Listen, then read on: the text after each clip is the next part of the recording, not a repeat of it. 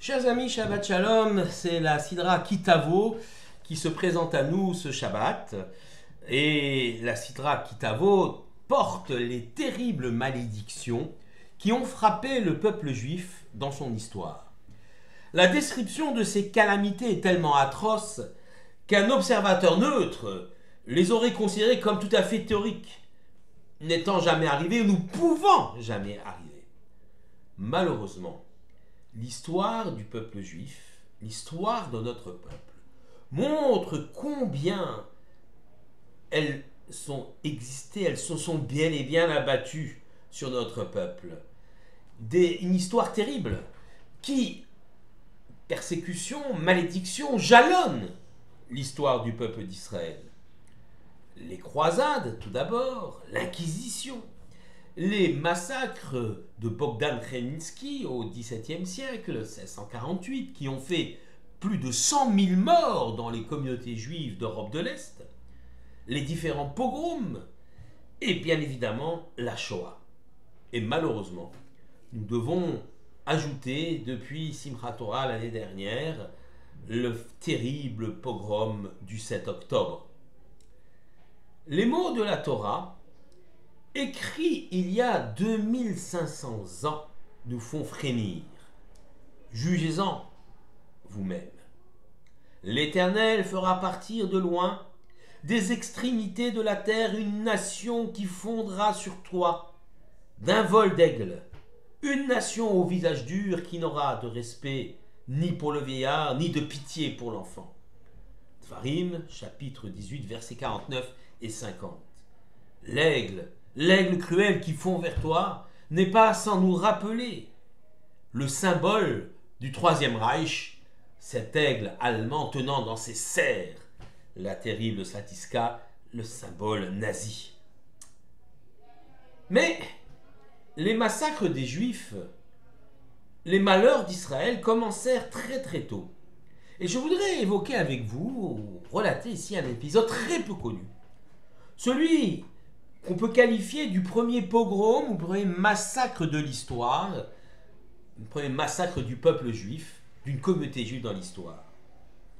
Nous sommes à Alexandrie. Alexandrie dans l'Antiquité, ville fondée par Alexandre le Grand. Très rapidement, une communauté juive va s'y installer et cohabiter avec les communautés locales égyptiennes et surtout les Grecs qui sont l'ethnie dominante de cette ville d'Alexandrie. Il y a une histoire très importante entre les Juifs et cette ville d'Alexandrie.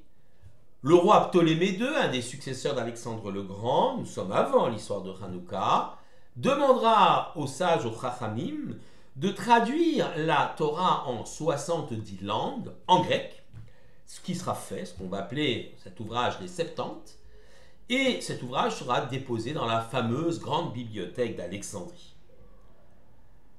On peut dire donc que la communauté juive est très fortement implantée à Alexandrie. Plusieurs dizaines de milliers de juifs habitent cette ville-là. Un quartier leur est consacré. Ils sont totalement intégrés dans la cité. Ils ont même une grande synagogue, la grande synagogue d'Alexandrie, tellement vaste que pour pouvoir répondre Amen, on n'entendait pas ce que disait le Chazan, on agitait des drapeaux pour que les derniers rangs puissent répondre Amen. Donc, présence juive importante, très intégrée déjà depuis plusieurs siècles, quand arrive ce terrible épisode, ce terrible événement de l'an 38. L'an 38 plus 38. Nous sommes donc avant la destruction du deuxième temple. L'Empire romain est là. Il domine l'ensemble de la Méditerranée avec son premier empereur, Octave Auguste, puis l'empereur Tibère. Et arrive à Alexandrie un personnage tout à fait particulier. Agrippa Ier, le dernier roi juif. C'est un petit-fils de Hérode. Il a reçu des mains de l'empereur Caligula l'obtention donc d'un petit royaume autour de la Galilée qui va s'étendre ensuite plus tard à Jérusalem grâce à l'empereur Claude. Et là, il est en route depuis Rome où il a été élevé, il a même fait sa bar mitzvah, vers la Terre Sainte, vers Israël, pour pouvoir prendre possession de son royaume, et il fait étape à Alexandrie pour visiter la grande communauté juive. Nous sommes en l'an 38. Les Juifs d'Alexandrie lui font un accueil triomphal. Les Grecs sont jaloux et vont monter une pièce de théâtre, une représentation de théâtre parodique dans le grand amphithéâtre d'Alexandrie, où les Juifs sont raillés avec leur roi, où tous les clichés de l'anti-judaïsme sont présentés. Tous les défauts que les Juifs pourraient avoir sont ici raillés. Le pouvoir romain ne réagit pas. Il reste neutre, voire même bienveillant vis-à-vis des Grecs. Les Grecs alors exigent, devant cette passivité du pouvoir romain et le fait que les Juifs soient quand même effrayés par cette propagande terrible, ils exigent alors que la statue de l'empereur Caligula soit placée dans la grande synagogue d'Alexandrie. Les Juifs vont refuser, non pas par infidélité à l'empereur, politiquement ils admettent que l'empereur est le chef et leur chef et le chef de l'empire, mais on ne peut pas placer une statue, une représentation même humaine dans le temple, dans la grande synagogue d'Alexandrie. C'est contraire à la halakha, à la loi, et donc ils refusent. Le gouverneur romain Flaccus, de mèche avec les Grecs, eh bien, ordonne l'expulsion des Juifs parce qu'ils refusent de rendre hommage à l'empereur. Cet ordre va sonner comme une sorte d'impunité pour les Grecs, et les Grecs vont alors déclencher de terribles émeutes anti-juives. Les magasins, les maisons, les synagogues sont pillées, saccagées, incendiées. Des Juifs sont battus, parfois assassinés, leurs corps sont mutilés, démembrés. Hommes, femmes et enfants sont enfermés dans des espaces clos, dans leur quartier, avant d'être exterminés. On pourrait parler de ghetto, bien que ce mot soit anachronique. C'est le premier pogrom de l'histoire. C'est terrible. En l'an 38, rappelez-vous de cette date, le grand massacre des Juifs d'Alexandrie. Ce qu'il faut noter, c'est que le processus qui toujours se répète, est inversé dans notre sidra. Kitavo nous dit, Vaya reu otanu, amitzrim vaya anunu. Les Égyptiens nous traitèrent avec iniquité et nous opprimèrent.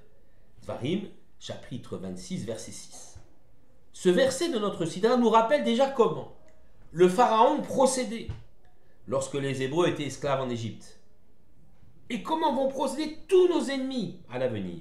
D'abord, on commence par nous calomnier, nous disqualifier, et ensuite nous faire sortir de l'humain, de l'humanité, pour pouvoir, avec toute impunité, nous exterminer.